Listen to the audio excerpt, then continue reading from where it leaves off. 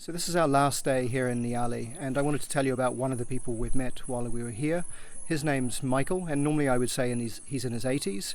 I actually asked him how old he was, and he didn't know. It's possible he's only in his 70s because life is pretty tough here, and it really takes its toll on people physically. One thing we do know, though, is he has gradually lost his sight over the last 5 years, and now he's effectively blind. So when government forces came here as part of the conflict, and they were killing people and were stealing the cattle and looting people's possessions, he and his family fled into the swamp, and I can't begin to imagine how terrifying it must have been for an elderly man who is effectively blind to have to flee into waist-deep water to try and escape the fighting.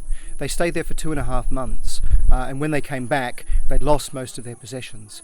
But one thing they did have was some nets and some fishing hooks that they'd received from Christian Aid, and that was really important because although some of the family are registered to receive WFP food as part of the voucher system, not all of them get that assistance, and so they do need to supplement it with fishing. And you know, people talk a lot about teaching a man to fish, and it's ridiculous really. Michael lives on the edge of the biggest swamp in the world. He's been here for years. He knows exactly how to fish, far better than I would in a place like this.